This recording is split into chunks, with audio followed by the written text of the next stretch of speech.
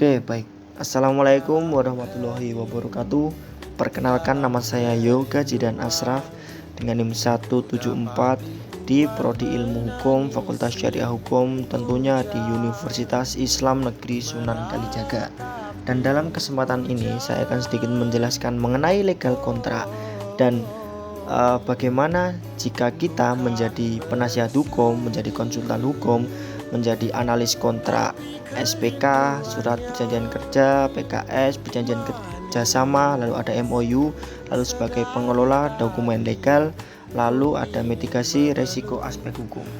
Tentunya dalam sebuah perjanjian atau sebuah kontrak itu kurang lebih isinya sama. Secara universal, secara umum itu intinya sama, yaitu sebuah perjanjian. Walaupun di sini saya sebagai penasihat hukum, sebagai konsultan hukum dan lain sebagainya yang saya sebutkan di awal tadi, kurang lebih isinya perjanjian atau isi sebuah kontrak itu sama. Yang mana isi dalam sebuah perjanjian atau sebuah kontrak itu dibagi menjadi 3, yaitu yang pertama ada pembukaan, lalu yang kedua ada substansi, lalu yang terakhir ada penutup. Nah, dalam pembukaan tersebut dari kelima profesi yang saya sebutkan di awal tadi itu kurang lebih sama, yaitu yang dalam pembukaan mestinya dan yang pasti itu ada judul dan nomor referensi, lalu ada waktu dan tempat, lalu selanjutnya bawahnya ada kalimat pembuka, dan lalu yang jelas ada identitas para pihak, lalu selanjutnya ada premis, pendahuluan atau latar belakang, lalu ada klausul definisi. Masuk ke dalam substansi atau isi perjanjian, yaitu isi perjanjian yang pertama itu ada kesepakatan para pihak dan objek perjanjian, lalu ada hak dan kewajiban para pihak, lalu ada tata cara pembayaran, pernyataan dan jaminan, lalu yang terakhir itu ada pengakhiran perjanjian. Lalu di dalam penutup itu yang ada isinya, yang pertama hukum yang berlaku, lalu ada pemberitahuan, penyelesaian sengketa, keadaan kahar atau force majeure, lalu kerahasiaan, ketentuan lain-lain atau kalimat penutup. Dan kerahasiaan itu ada beberapa perspektif yang mengatakan bahwasanya kerahasiaan tidak perlu, dan ada yang menyatakan bahwasanya kerahasiaan itu juga perlu. Nah, balik lagi ke perjanjian. Jadi sebelum membuat perjanjian itu dalam Kitab Undang-Undang Hukum Perdata pasal 1320 menyatakan bahwasanya syarat sah perjanjian, ada 4 syarat sah perjanjian, yaitu yang pertama ada kesepakatan, lalu yang kedua ada kecakapan untuk membuat suatu perikatan, lalu yang ketiga ada suatu hal tertentu, lalu yang keempat ada suatu sebab yang halal.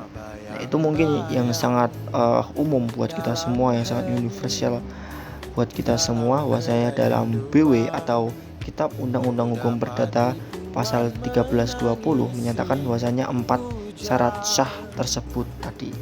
Lalu apa saja yang bisa atau yang dapat diperjanjikan atau dikontrakkan atau dalam sebuah perjanjian itu oleh para pihak, yaitu pada dasarnya para pihak dapat memperjanjikan apa saja yang dikehendaki, apapun itu dalam sebuah perjanjian yang dikehendaki, apapun boleh di dalam sebuah perjanjian. Nah, prinsip ini tadi yang saya sebutkan tadi, bahwasanya memperjanjikan apa saja yang dikehendaki, prinsip ini tadi biasa dikenal sebagai kebebasan berkontrak, yang mana diatur dalam pasal 1338 KUH Perdata, Kitab Undang-Undang Hukum Perdata, yaitu bunyinya dalam pasal 1338, semua persetujuan yang dibuat secara sah berlaku sebagai undang-undang bagi mereka yang membuatnya. Akan tetapi prinsip kebebasan berkontrak tadi ada batasannya, yaitu diatur dalam pasal 1339 yang berkorelasi dengan pasal tadi, yaitu yang pasal tadi 1338 dan bawahnya pasal 1339 KUH Perdata, batasan dari kebebasan berkontrak diatur dalam pasal 1339, di mana disebutkan bahwa batasannya yang pertama kepatutan, lalu kebiasaan, dan ada undang-undang atau hukum.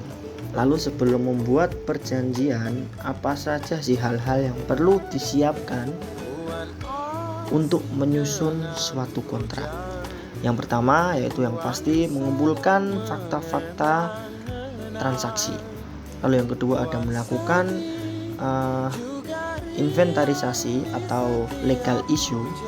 Lalu yang ketiga ada menyusun time dan responsibility chart. Lalu yang keempat atau selanjutnya ada review relate and similar document. Lalu yang kelima ada checklist or outline of issue. Lalu yang keenam ada draft the document. Lalu yang ketujuh ada negosiasi final dokumen. Lalu yang kedelapan ada persiapan closing. Lalu yang terakhir ada yang kesembilan ada post closing.